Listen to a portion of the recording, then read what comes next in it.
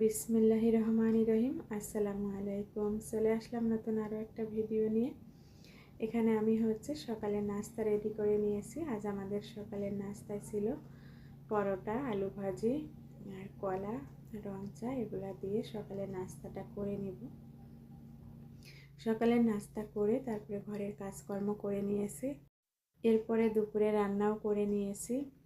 দুপুরের জন্য এখানে রুই মাছ দিয়ে করলা দিয়ে ঝোল কারি করেছি। মাশাআল্লাহ খুবই সুন্দর হয়েছে দেখতে, আর খেতেও আলহামদুলিল্লাহ অনেক টেস্টি হয়েছিল। মাছগুলা ফ্রাই করে তারপরে মশলা কষিয়ে ঝোলের পানি দিয়ে তারপরে আমি কেটে রাখা করলাগুলো উপর দিয়ে দিয়েছিলাম। এতে করে করলাটা খুব সুন্দরভাবে সিদ্ধ হয়ে গিয়েছে।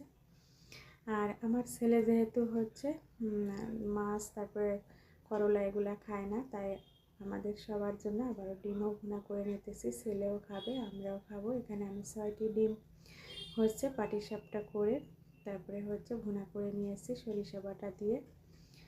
রান্নাটা হয়ে গিয়েছে, চুলাটাকে অফ করে দিয়েছি। মাশাআল্লাহ খুবই সুন্দর হয়েছে, তেলটা উপরে উঠে এসেছে। এরপরে দুপুরের খাওয়া দাওয়া করে নিব। দুপুরের খাওয়া দাওয়া করে বিকালে নাস্তার জন্য আমি মিষ্টি তৈরি করে নিব। এখানে একটা ডিম দিয়ে 1 কাপের মতো গুঁড়া দুধ আমি মিক্স করে নিয়েছি, সাথে হাফ টিস্পুন দিয়েছিলাম বেকিং পাউডার। আর এখন হাতে ঘি লাগিয়ে মিষ্টিগুলো তৈরি করে নিতেছি। মিষ্টিগুলো তৈরি করা হয়ে গিয়েছে। এখন আমি চুলায় 1 লিটারের মতো লিকুইড দুধ দিয়েছি। আর এখানে একটা কনডেন্স মিল্ক নিয়েছি মালাই তৈরি করার জন্য, যেহেতু আমি রসমালাই তৈরি করব, আর এটা খুবই ভালো হয় খেতে। এখন মিষ্টিগুলো আমি দিয়ে দিয়েছি দুধের ভিতরে। মাশাআল্লাহ খুবই সুন্দরভাবে ফুলে গিয়েছে। আর একটু জাল করে নিব। আর এরপরে আমি কনডেন্স মিল্কটা দিয়ে নামিয়ে নিব।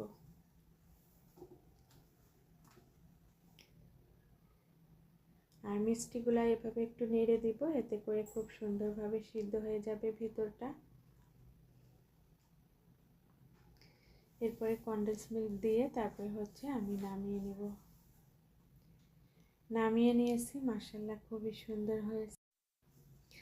আর খুবই সহজে ঝটপট করে বাসায় মিষ্টি তৈরি করে নেওয়া যায়, আর এই মিষ্টিটা খেতে কিন্তু অনেক ভালো লাগে। এখন আমি এই মিষ্টিটাকে নরমাল ফ্রিজে রেখে দিব 2 ঘন্টার জন্য। আমার ভিডিওটা আজ এই পর্যন্তই। আল্লাহ হাফেজ। আসসালামু আলাইকুম। সবার জন্য দোয়া রইল।